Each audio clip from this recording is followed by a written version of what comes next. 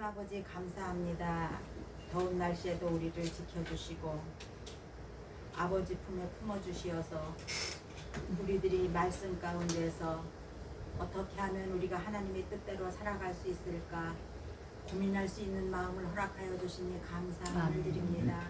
하나님, 바라옵고 원하옵는 것은 우리의 마음속에 고민만 하고 있는 것이 아니라 우리의 생활 속에 그것이 실천으로 나타날 수 있도록 하나님께서 인도하여 주시옵소서. 아멘. 오늘도 이 시간 우리 하나님께서 함께하여 주시고 우리가 하나님의 말씀으로 정말로 또 고민하는 시간이 될 수 있도록 축복하여 주시옵소서. 아멘. 처음 시간입니다. 마치는 시간까지 함께하여 주시고 부족한 것 십자가 뒤에 감추시고 하나님의 말씀만 드러나게 하시옵소서. 아멘. 감사를 드렸고 예수님의 이름으로 기도드리옵나이다. 아멘. 목사님 마이크 마이크를 그 옆에 있어요. 옆에 있습니다. 저 항상 앞에 놔야 돼. 나도 한참 기가 막히네. 어? 예. 어머, 이런 걸 어디서 사는 거야?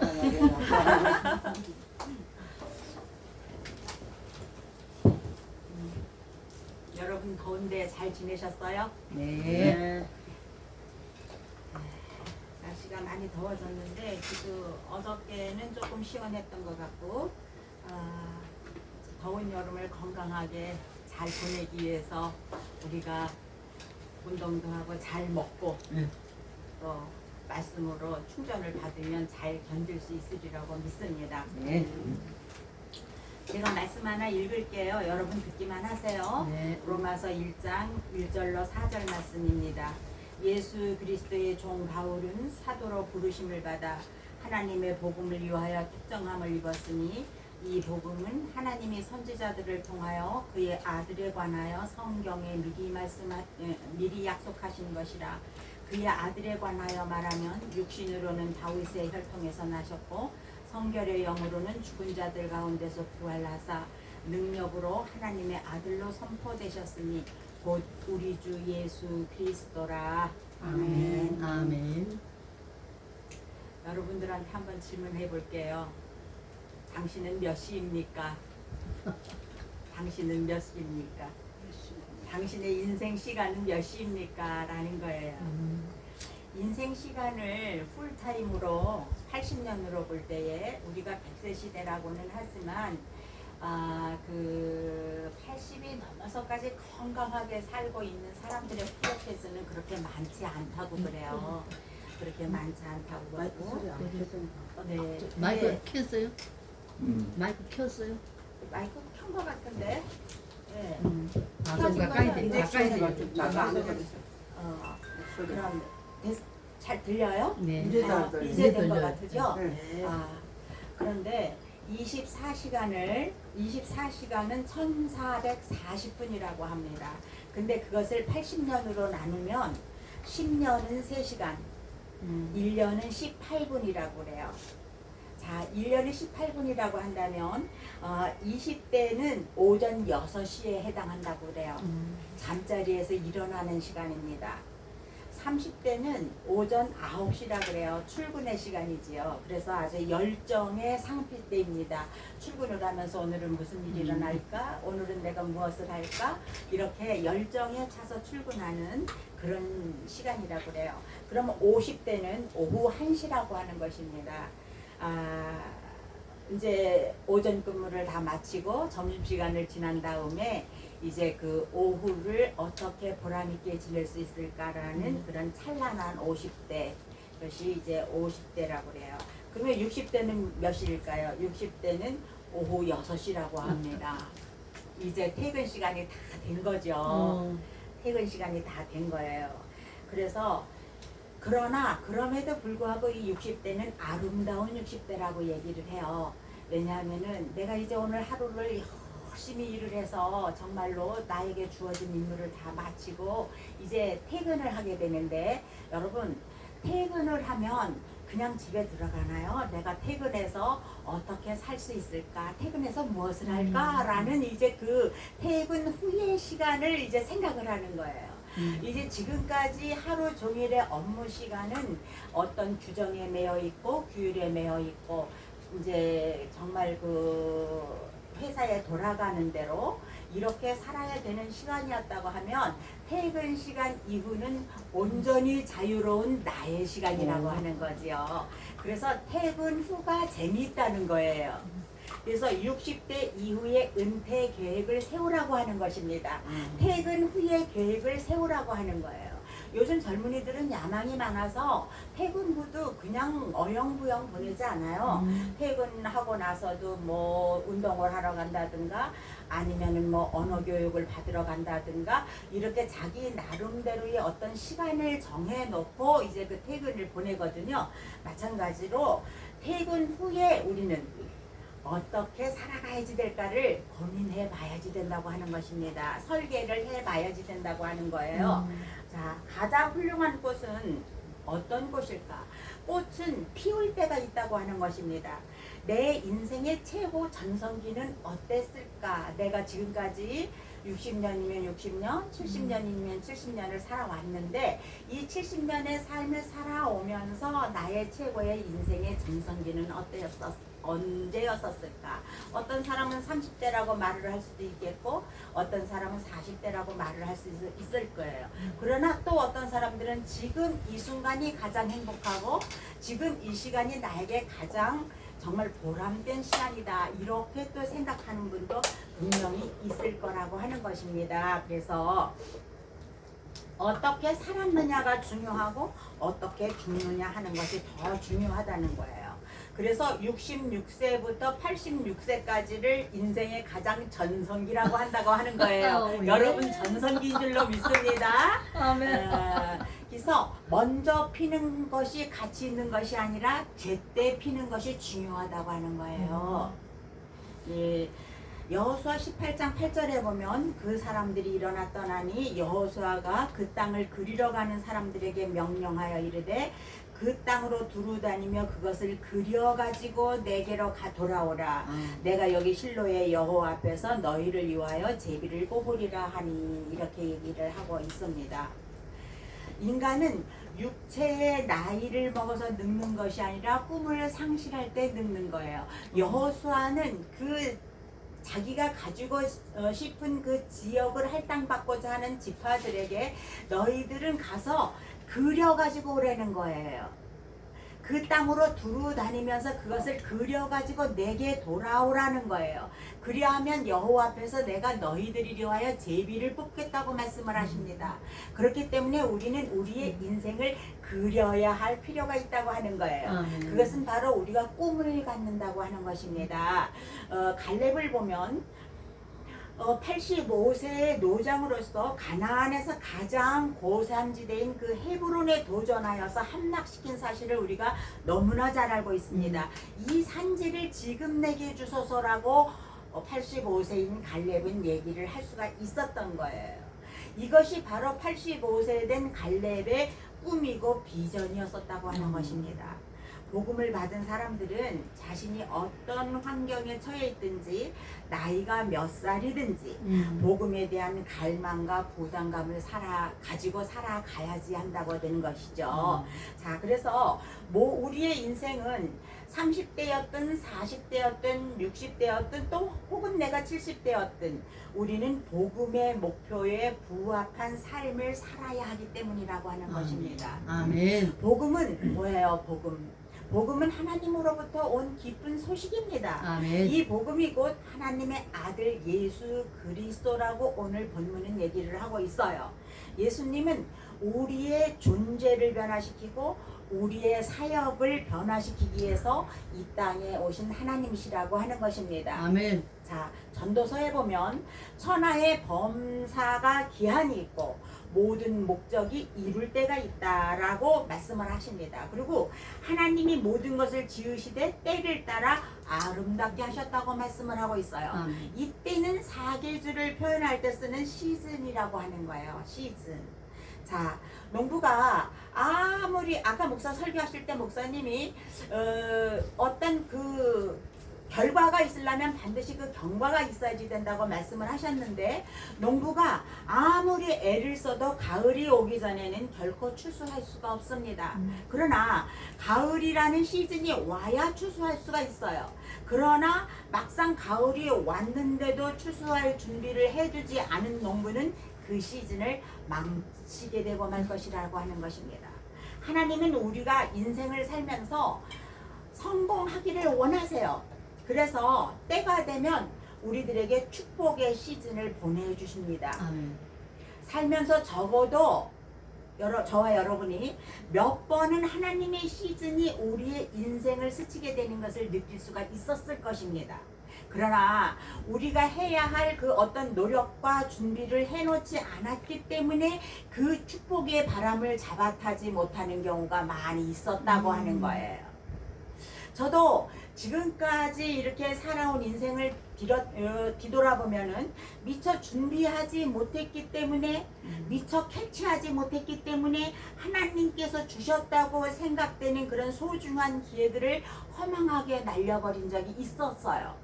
그리고 그것 때문에 후회하고 아파했던 기억들이 있었다고 하는 것입니다.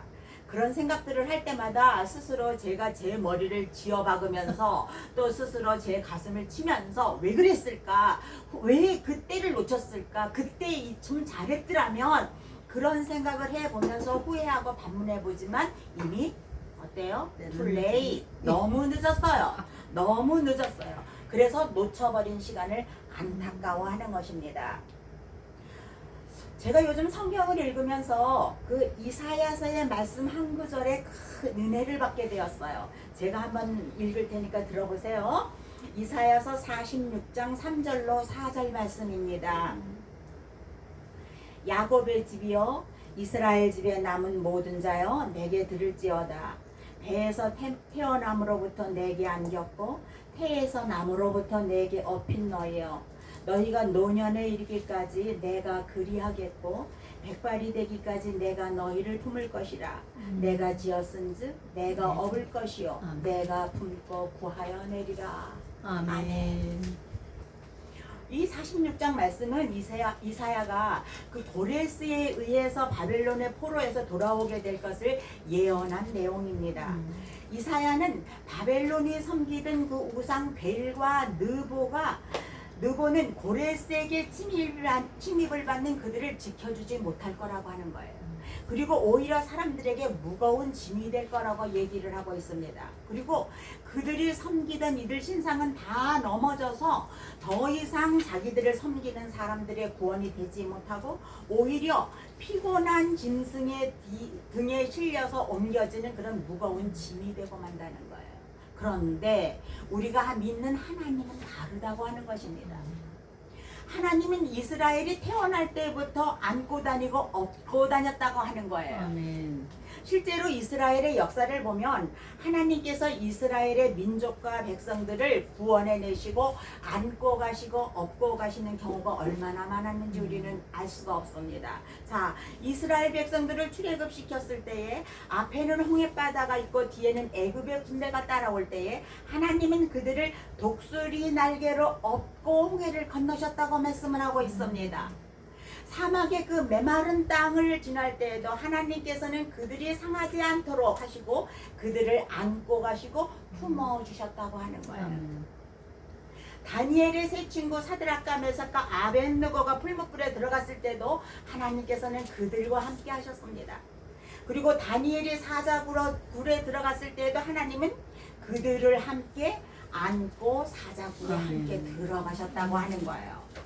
자, 세상의 명예와 권력과 물질을 우상으로 섬기는 사람들은 잠깐 동안은 그 우상으로 인하여서 쾌락을 누리게 되는 것 같습니다. 그런데 그 하나님 없는 그 우상들은 언젠가는 사람들을 파멸로 이끌고 오히려 사람들에게 무거운 짐이 될 거라고 하는 사실이에요. 그러나 저와 여러분을 지으신 하나님께서는 요람에서 무덤까지 우리를 안고 업고 우리를 보호해 주시고 우리를 지켜주시는 분이라고 한다는 것입니다. 아멘. 이제 우리가 나이가 되면 노후를 걱정하게 되죠. 우리 나이가 되면 노후를 걱정하게 됩니다. 그래서 어떻게 해야 우리가 노년을 보장받을 수 있을까 이런저런 생각이 많아지는 나이지요. 그런데 오늘 읽은 이사야서의 말씀은 우리의 모태에서부터 백발이 되기까지 하나님께서 품어주신다고 한 거예요. 아멘. 오직 하나님만이 우리의 노년과 평생과 영원을 보장해 주신다는 사실을 믿으시기 바랍니다. 아멘. 이것은 우리들에게 얼마나 놀라운 안식과 평안을 주시는 말씀인지 모르겠어요. 하나님께서 우리의 전 인생을 책임져 주실 것입니다. 왜요? 하나님께서 우리들을 지으셨기 때문에 그렇습니다. 아멘. 그러나 우리가 가만히 앉아서 하나님이 보호해 주실 것만을 기다린다면 그것은 지금까지 보살펴 주신 하나님께 대하여 우리의 사명을 기만하는 것이 되고 말 것입니다. 그렇기 때문에 우리는 계속하여서 우리의 할 수 있는 최선을 다 해야지 된다고 하는 거예요. 하나님께서 우리에게 복음을 주셨고 복음을 위해서 살게 하셨습니다. 복음 안에서 우리 인생의 목표가 결정되고 마지막까지 우리가 복음에 대한 사명을 발견할 수 있다면 그것이야말로 하나님께서 주신 최고의 축복이 아닐까 그런 생각을 해봅니다. 자, 그런 의미에서 오늘은 평생을 우리의 삶이든 복음에 대해서 한 번 더 생각해 보려고 그래요. 복음이란 무엇인가? 복음에 대한 올바른 이해는 그리스도의 삶에 있어서 가장 기본적인 것입니다. 그런데 교회를 오래 다녀도 복음이 무엇인지, 그 복음이 약속한 구원이 무엇인지를 모르는 사람들이 너무나 많이 있다고 하는 거예요. 또 그 한 측면만을 왜곡된 채로 이해하면서 신앙생활을 하는 사람들이 너무나 많이 있다고 하는 것입니다. 그리하여서 복음이 가져다주는 그 어떤 구원의 소망과 그 실제를 제대로 누리지 못하고 올바른 기독교적 그 가치관과 세계관을 정립하지 못하는 경우가 많이 있다고 하는 것입니다. 그래서 많은 사람들이 교회에 올 때에 교회 가면은 병 고치고 떡 얻어먹고 축복받을까라는 생각을 가지고 교회에 나오는 경우가 너무나 많이 있다고 하는 것입니다. 그래서 그들은 결국 그들이 좋은 의도에도 불구하고 제자의 삶을 살지 못한다고 하는 거예요. 또 한 가지, 우리가 복음에 대해서 잘 알지 못하면서도 복음이라고 하는 이 말을 너무나도 많이 들었다고 하는 거예요. 그래서 누군가로부터 복음의 소식을 듣고 교회를 다니기를 시작을 했지만 교회를 오랫동안 다니면서 전도를 해야 된다, 복음을 전해야 된다, 선교해야 된다라는 말을 너무 많이 듣다 보니까 이제는 오히려 그거에 너무 익숙해져서 더 이상 복음에 대한 감동이나 열정이 없어져 버렸다고 하는 것입니다. 무덤덤하게 반응하게 되어버렸다고 하는 거예요. 어쩌면 오랫동안 목회의 일선에서 살아온 우리들까지도 사실은 복음에 대한 기대치가 낮아지고 있는지도 모른다고 하는 거예요. 그래서 에서와 같이 각종 핑계를 댈 수밖에 없는 거지요. 그럼에도 불구하고 복음은 우리가 전해야 할 가장 긴급하고도 좋은 소식입니다. 아멘. 가장 먼저 전해야 될 속보라고 하는 거예요.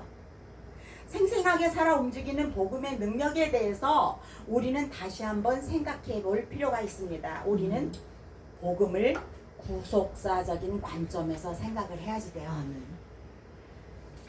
예수 믿으면 병을 고칠 수 있대더라.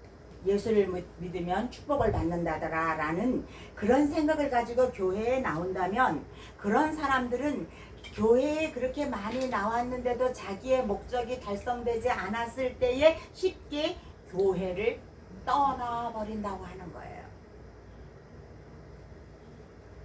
그러나 복음에 대한 정확한 이해를, 구속사적인 정확한 이해를 가지고 있는 사람은 그 어떤 역경이나 고난이나 그 어떤 어려움이 온다 할지라도 이 복음을 내 마음에 품고 복음을 위해서 이 세상을 살아간다고 하는 것입니다. 복음을 요약하면 그리스도의 죽음과 부활이라고 할 수가 있습니다. 그런데 이 죽음에서도 그리스도의 죽음을 더 핵심적인 사건이라고 볼 수가 있지요. 왜냐하면 그것이 예수 그리스도의 죽음이 우리의 죄를 위하여서 우리의 죄 문제를 해결하는 구원의 사건이기 때문에 아멘. 그래요. 그리고 그리스도의 죽음이 우리에게 구원을 가져온 사건임을 확인하는 것이 바로 그의 부활이라고 하는 것입니다. 아멘. 그래서 그리스도의 죽음과 부활은 서로 뗄 수 없는 관계에 있는 거지요. 그래서 두 사건이 우리를 하나님과 하나님의 구원 사건을 구성하는 것입니다. 그래서 사도들은 그리스도의 죽음과 부활을 복음으로 선포하고 있어요.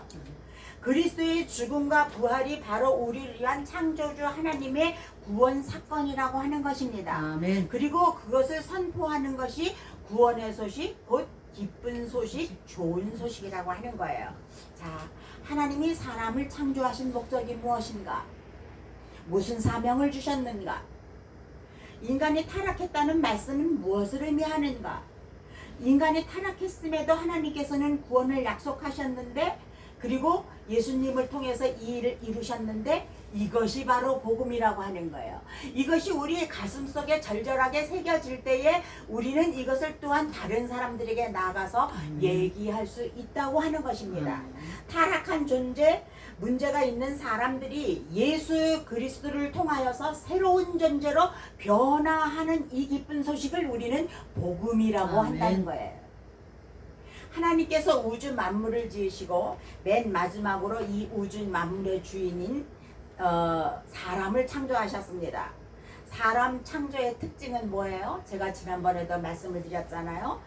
짐승은 짐승의 모양대로 창조하셨지만 우리는 하나님의 형상대로 지음을 받았다 그랬어요. 여기에 형상과 모양대로라고 하는 말의 의미는 인간의 종이, 인간의 씨가 하나님의 DNA, 아멘. 하나님의 씨라고 하는 의미예요. 아멘. 그래서 짐승에게는 짐승의 생명의 특징이 있고 식물에게는 식물의 생명의 특징이 있다고 한다면 사람은 하나님의 창조물이요 작품이요 자녀이기 때문에 하나님의 형상이 나타나야지 된다고 하는 것입니다. 아멘. 하나님은 인간에게 생육하고 번성하고 땅에 충만하라고 하셨어요. 즉 하나님은 하나님의 씨가 땅에 확산되기를 원하셨다고 하는 것입니다. 아멘. 그리고 자녀의 후사로 우리들을 세워주시겠다고 하는 거예요. 뿐만 아니라 정복하고 다스리라는 통치권, 즉 하나님의 통치를 대행하는 그런 자로서 세상에 영향력을 끼치면서 살아가기를 원하십니다. 그런데 우리는 과연 세상에 얼마나 많은 영향력을 끼칠 수 있을까요? 얼마나 많은 영향력을 끼치면서 살아가고 있을까요? 복음을 받은 우리들은 세상에 확산한 하나님의 자녀들이 있는 곳에서 통치권을 가지고 하나님의 나라를 만들어 가야지 된다고 하는 거예요. 우리가 신앙생활을 잘한다는 말의 의미가 무엇입니까? 교회 열심히 나오고 헌금 많이 하고 화장실 청소를 하고 이것이 신앙생활을 잘하는 것일까요? 우리가 하나님의 DNA를 받은 자로서 하나님의 생명을 잘 사는 것이 바로 신앙생활을 잘 하는 것이라고 볼 수가 있어요. 아멘. 이 씨를 확산하는 것이 전도여 선교고 이들에게 통치권을 가지고 살아갈 수 있도록 이들을 세우고 훈련하는 아멘. 것을 양육이라고 말을 하는 것입니다. 그래서 부름받은 우리들은 하나님의 씨를 확산시키는 일을 해야지 돼요. 아멘. 전도해야지 돼요. 선교해야지 돼요. 그리고 그 하나님의 씨를 받은 사람들에게 통치권을 발휘하여서 하나님의 백성으로 살 수 있도록 그들을 양육해야지 되는 거예요. 그래서 교회에는 전도만 있는 것이 아니라 양육이 있어야지 된다고 하는 것입니다. 제자 육성을 해야지 된다고 하는 것이지요. 하나님께서는 이렇게 하나님의 씨를 가진 자녀들이 삶의 현장에 흩어져서 하나님의 통치를 실현하면서 하나님이 살고 있는 삶의 자리를 하나님의 나라로 바꿀 수 있도록 성령의 능력을 주셨다고 하는 거예요. 아멘. 초대교회의 사도들이 그러했던 것처럼 현대를 살아가고 있는 저와 여러분도 이 사명을 잘 감당해야 됩니다. 우리는 나가서 전도하고 선교하는데 심혈을 기울여야지 될 것입니다. 그리고 그들이 통치자로서의 역할을 잘 감당할 수 있도록 잘 훈련시키고 양육해야 될 책임이 저와 여러분에게 있는 것입니다. 아멘. 우리는 하나님께서 주님께서 분부하신 마태복음 28장의 그 명령을 땅 끝까지 나가서 혹은 보내어서 저 하나님의 통치 영역인 하나님의 나라를 만들어 가야지 된다고 하는 거예요. 그런데 인간은 하나님의 그 크고 놀라우신 뜻을 배반하고 결국은 타락하고 말았습니다. 아담의 타락 이후로 그 사람의 존재가 변질되어 버렸어요. 가장 영광스러운 하나님의 형상으로 지음받은 존재가 가장 비참한 존재로 전락해버리고 말았다고 하는 것입니다. 하나님의 자녀였던 사람은 마귀의 자식이 되었어요. 사람은 하나님의 형상을 잃어버리게 되었습니다. 정복하고 다스릴 수 있는 통치권도 잃어버렸어요. 하나님은 이런 인간들에게 그럼에도 불구하고 구원을 약속해 주셨다고 하는 것입니다. 잃어버린 인간의 구원을 위하여서 하나님께서는 어떤 일을 행하셨는가? 독생자 아들 예수를 이 땅에 보내주셨다고 하는 거예요. 그렇다면 아들 예수는 어떤 모습으로 이 땅에 오셨는가? 어떤 이름을 가지고 이 땅에 오셨는가 하는 거예요. 마태복음 16장 16절에 보면은 시몬 베드로가 대답하여 이르되 주는 그리스도시요 살아계신 하나님의 아들이십니다라고 말하는데, 여기서 그리스도라고 하는 것은 기름 부음을 받은 분이시다라는 뜻을 가지고 있습니다. 세례 요한은 주님은 우리에게 기름 부음을 주기 위해서 오신 분이라고 증언하고 있습니다. 하나님의 왕국을 건설하러 기름 부음을 받고 오신 통치권자라는 의미를 가지고 있어요. 예수 그리스도는 우리에게 기름을 부어서 메시아 그 왕국을 위하여서 일하도록 세워주신다고 하는 것입니다. 살아계신 하나님의 아들은 살아계신 하나님의 무엇을 가지고 왔어요? 생명을 가지고 오셨어요.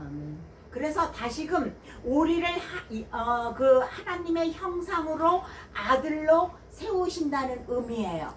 그래서 예수님은 우리가 잃어버린 하나님의 형상을 가지고 이 땅에 오셨고, 우리로 하여금 그것을 다시 회복하도록 하신다고 하는 것입니다. 이 일을 위하여서 저와 여러분은 택정함을 받은 줄로 믿습니다. 아멘. 바울은 무엇을 위하여서 택정함을 받았다고 말합니까? 오늘 읽은 로마서 1장 1절에 보니까 예수 그리스도의 종 바울은 사도로 부르심을 받아 하나님의 복음을 위하여 택정함을 입었으니 이렇게 얘기를 하고 있습니다. 그렇다면 우리의 부름받은 목적은 무엇입니까? 저와 여러분도 사도 바울과 동일하게 종으로 부르셨고 하나님의 복음을 위하여 택정함을 입게 되었던 것입니다. 다 같이 우리가 바울의 이름 대신 이 말씀에 나의 이름을 넣어서 이 시간에 우리의 소명을 한번 확인해 보도록 하겠습니다. 자, 여러분이 찾지 않아도 돼요. 로마서 1장 1절입니다. 예수 그리스도의 종 나 바울은 했는데 우리가 한번 따라해 봅시다. 다 각자 자기의 이름을 넣는 거예요. 예수 그리스도의 종 나 정사라는 사도로 부르심을 받아 하나님의 복음을 위하여 택정함을 입었으니, 우리는 모두 다 예수 그리스도의 종이며 사도로 부르심을 받았고 하나님의 복음을 위하여서 택정함을 입었다고 하는 것입니다. 선지자들에게 미리 약속으로 주신 복음은 무엇이었을까요? 바울이 말하고 하는 이 복음이라고 하는 것은 이미 선지자들을 통하여서 구약에 약속하신 아들에 대한 그 내용이라고 얘기를 하고 있습니다. 구약에서는 혈통의 정통성을 강조하여서 다윗의 왕가에서 나셨음을 강조를 하셨어요. 구약의 여러 선지자들이 이렇게 예언을 하고 있었습니다. 그런데 신약에서는 음부의 권세를 이기는 영적 능력을 강조하여서 부활의 능력을 통하여 하나님의 아들로 인정되었다고 말씀을 하고 있는 것입니다. 신구약 성경이 우리에게 증거하는 복음은 하나님의 아들이시며 그리스도로 이 땅에 오신 예수님이라고 하는 아멘. 거예요. 바울이 최후까지 증거했던 복음은 무엇이었습니까? 하나님 나라와 예수였어요. 사도행전 28장에도 보면은 계속하여 그런 말씀이 나오고 있습니다. 성경의 주제를, 그렇다면 우리는 복음의 주제를 무엇이라고 말할 수 있을까요? 복음의 주제는 하나님 나라예요. 자, 그렇다면 무슨 내용으로 그 주제를 설명할 수 있는가? 복음의 내용은 바로 예수 그리스도라고 하는 것입니다. 그래서 우리가 예수 그리스도라는 그 복음을 받아들임으로 인해서 우리가 가는 곳에 하나님의 나라가 확장되어진다고 하는 것입니다. 아멘. 이해하겠죠? 아멘. 바울은 생명을 다하기까지 예수 그리스도와 하나님의 나라를 전했습니다. 예수님은 하나님의 나라를 가지고 이 땅에 오셨어요. 하나님의 나라는 죽음 이후 먼 미래에 오는 나라가 아니에요. 물론 그것도 있겠지요. 그러나 지금 여기에서 실현되어져야 할 하나님의 갈망이라고 하는 것입니다. 때문에 복음의리와의 택정함을 받은 저와 여러분은 언제나 하나님의 갈망함을 채워드리는 삶을 살아가야지 된다고 하는 거예요. 아멘. 복음이라는 것은 결국 예수님을 말하고 그 분을 통해서 하나님의 나라가 건설되는 구속사의 이야기를 말한다고 하는 것입니다. 우리가 매일같이 구속사 내가 구속사를 말하면서도 구속사가 무엇인지 확실하게 몰라. 내가 맨날 복음을 전하면서도 복음이 가지는 의미가 무엇인지를 확실하게 모르는 사람들이 생각 외로 많다고 하는 거예요. 예수님은 그리스도라는 이름으로 오셔서 사람들에게 성령으로 기름 부어 주십니다. 그리고 기름 부음을 받은 그들은 땅을 정복하고 다스리고 통치자의 그 통치의 대행자로 세워집니다. 예수님은 살아계신 하나님의 아들로 오셨고 믿는 사람들에게 이 아들의 생명을 주어서 이 땅에 하나님의 생명을 번성시키고 생육하고 충만하게 하는 사명을 주셨다고 하는 거예요. 그렇기 때문에 저와 여러분의 속에는 무엇이 들어있어요? 예수 그리스도의 생명이 들어있어요. 아멘. 우리에게는 하나님의 DNA가 있어요. 아멘. 우리에게는 하나님의 생명이 있다고 하는 사실입니다. 그래서 신약에 보면 예수님의 제자들은 예수님을 어떤 분으로 고백했는가 하면은 사도 요한은 하나님의 아들이라는 얘기를 했어요. 바울도 보면 예수가 하나님의 아들이심을 전파하니 예수를 그리스도라 증언하여 이렇게 사도행전 9장에 보면은 계속해서 이렇게 아들을 예수 그리스도라고 증언하는 것을 우리가 볼 수가 있습니다. 바울은 구약이 말한 메시아가 다른 분인 줄로 알고 예수 믿는 사람들을 핍박했어요.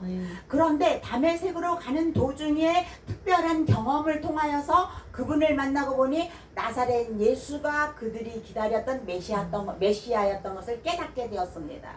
그래서 예수가 바로 그 하나님의 아들이요 그리스도라고 그의 남은 인생을 계속하여서 증거할 수 있었다고 하는 거예요.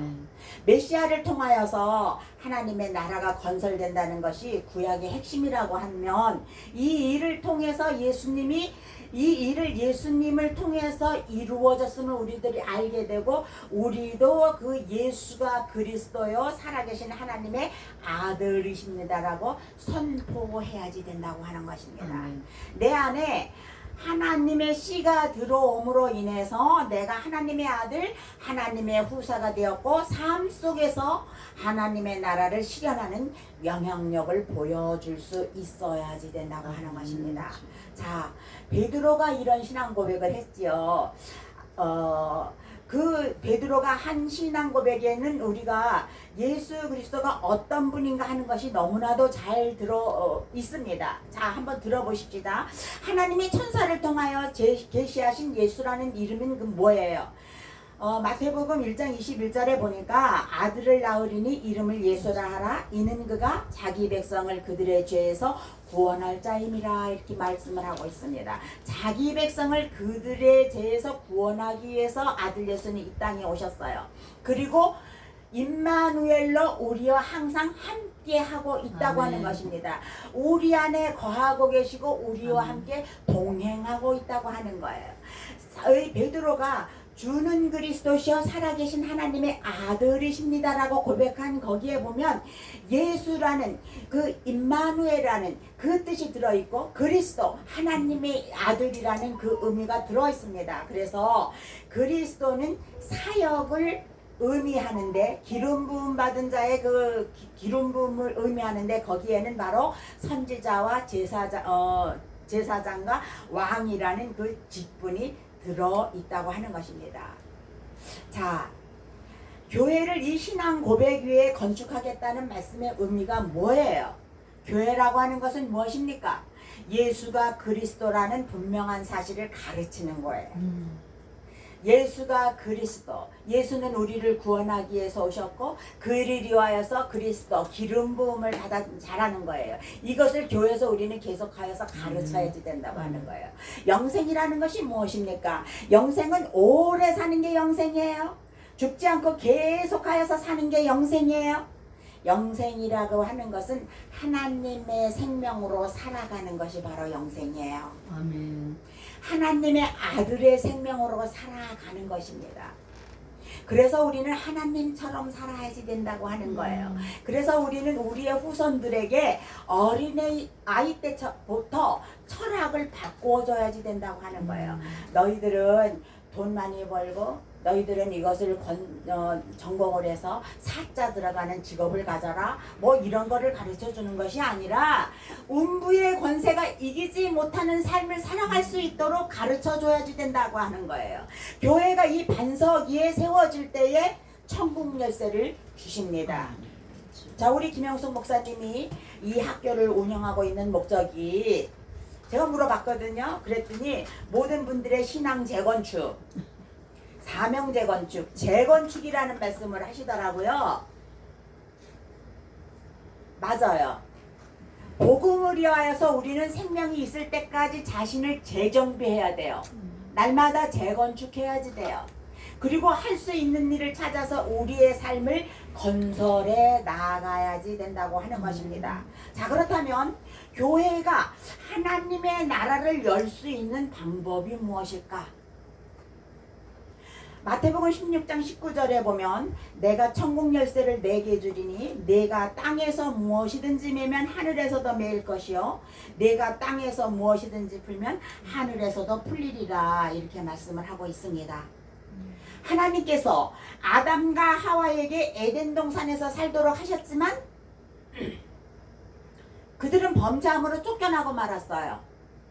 하나님께서는 그러나 포기하지 아니시고 여자와 여자의 후손을 통해서 구원을 주시겠다고 약속을 하십니다.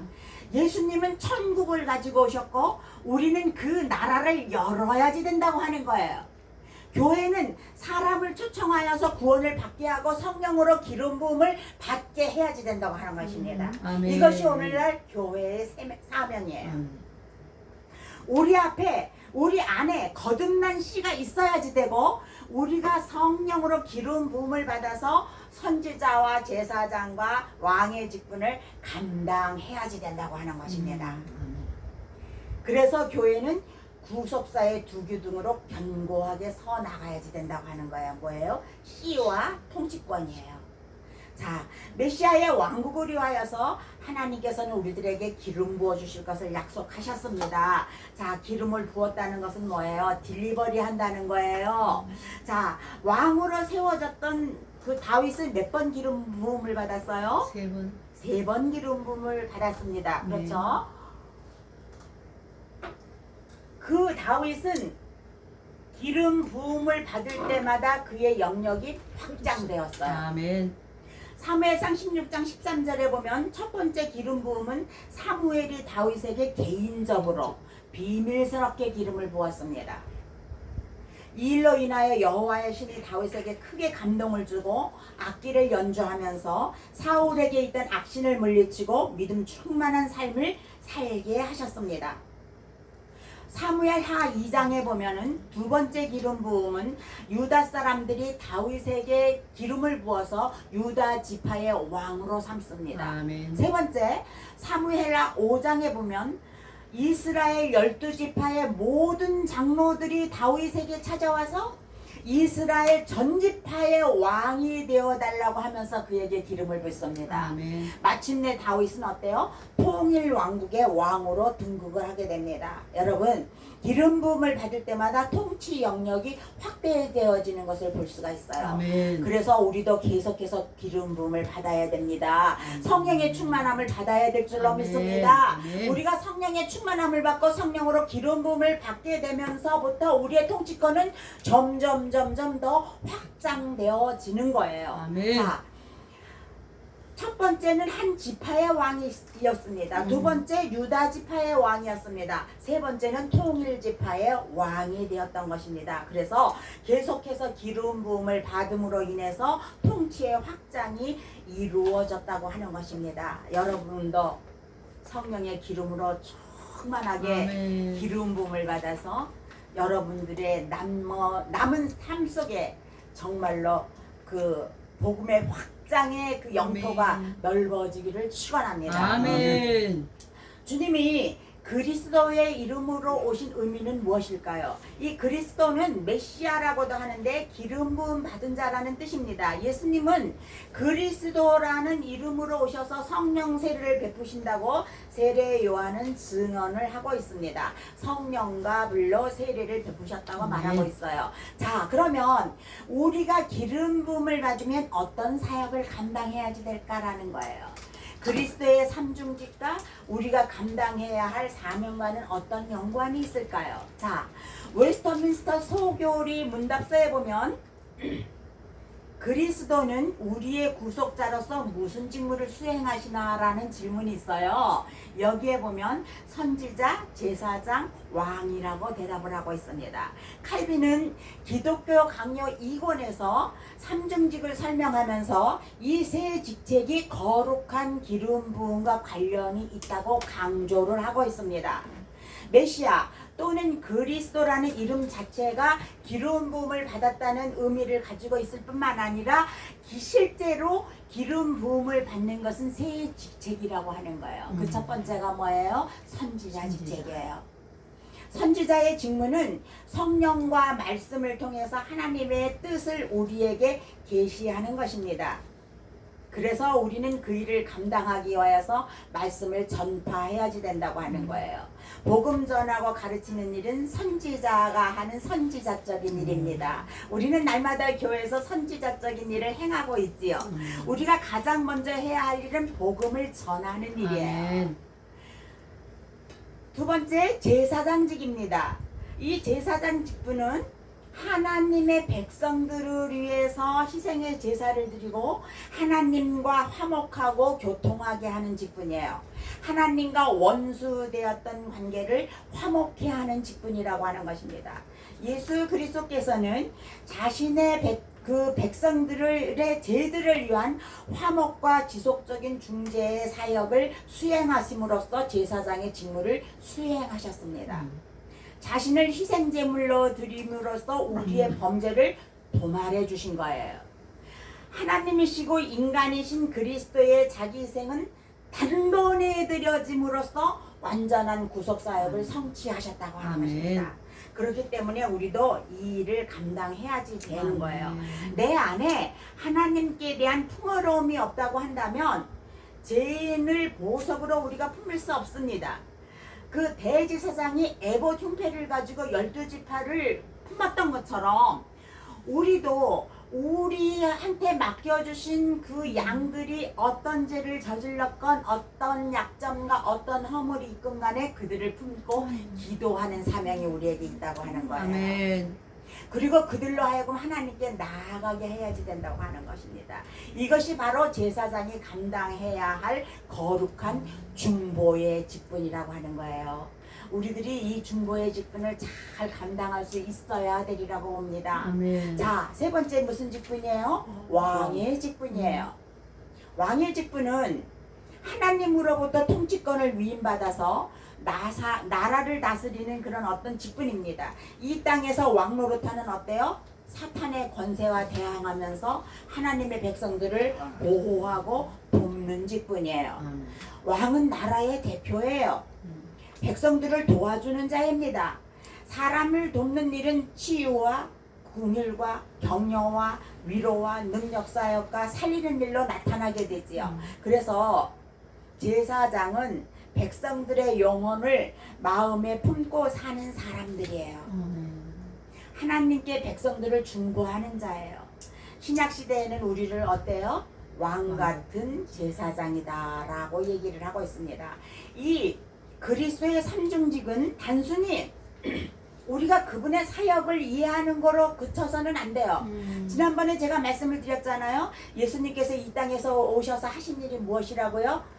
가르치는 일과 교육하는 일과 치유하는 일이라고 말씀을 하셨는데 이 그리스도의 그래서 우리도 가르치고 치유하고 선포하는 일을 계속 해야지 된다고 말씀을 드렸는데 그리스도의 삼중직 역시 마찬가지라고 하는 거예요. 우리도 세상에서 이런 삶을 살아가야지 된다고 하는 것입니다. 세상에서 하나님의 냄새를 풍기며 빛과 소금으로 살아가야지 된다고 하는 거예요. 늘 말씀을 묵상하고 해석하기 위해서 그것을 배우고 그것을 삶에 적용시켜야지 된다고 하는 거예요. 이를 위하여서 우리는 죽을 때까지 공부해야지 돼요. 배워야 돼요. 아멘. 선지자 직무를 수행하는 것입니다. 그리고 우리는 제사장의 직무를 수행해야지 되는데 교회에서 가정에서 사회에서 그리스도를 본받아서 성실과 진실한 삶을 살아야지 된다고 하는 거예요.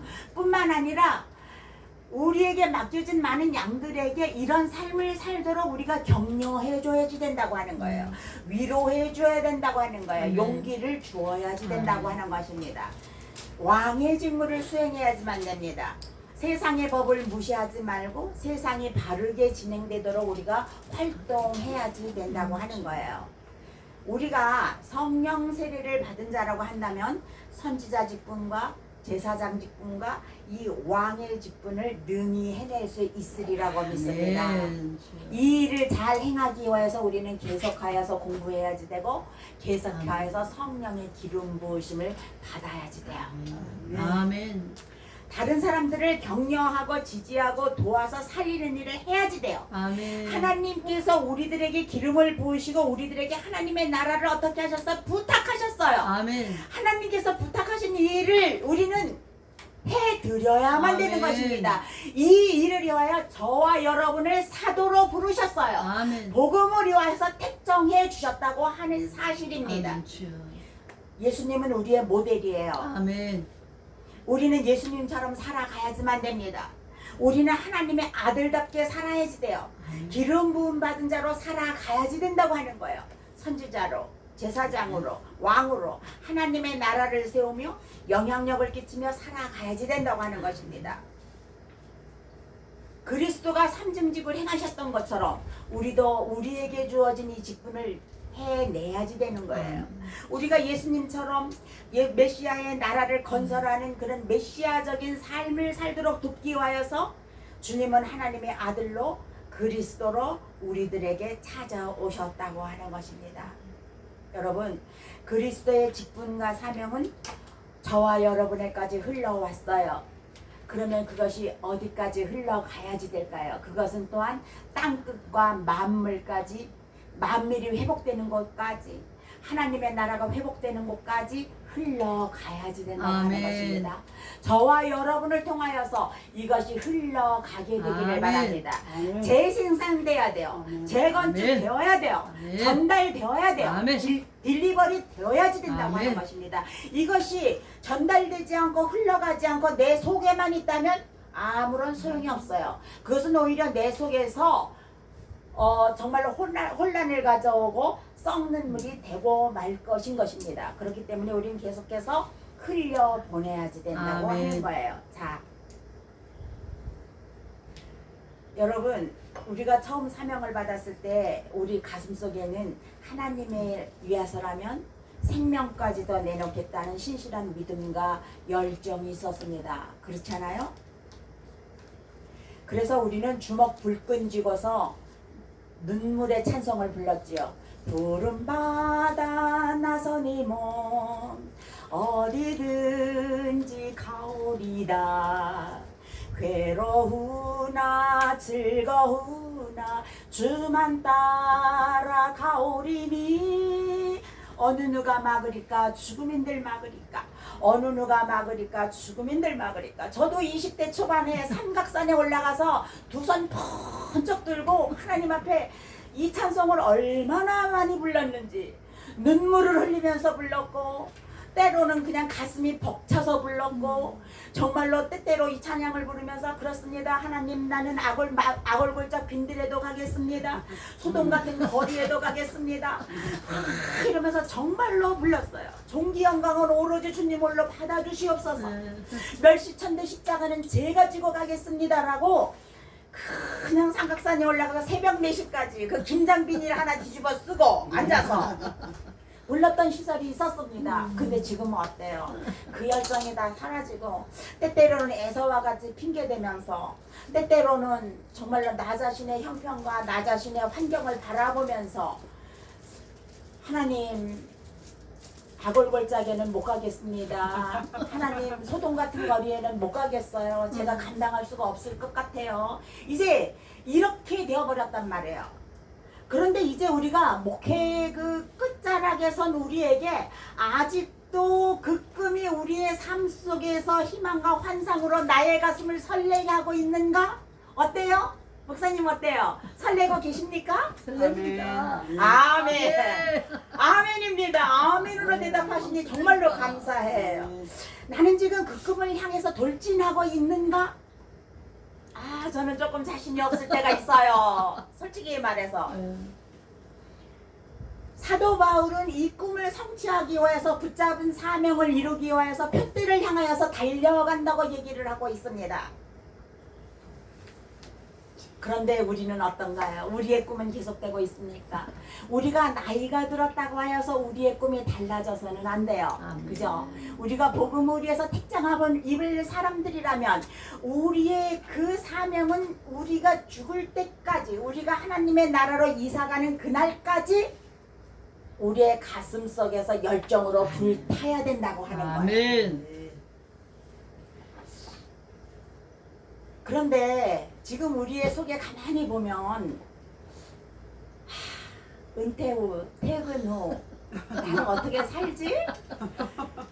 걱정이 있는 게 사실이에요. 그죠? 퇴근 후 이제 몇 시간 남은 이 시간을 내가 무엇을 할까?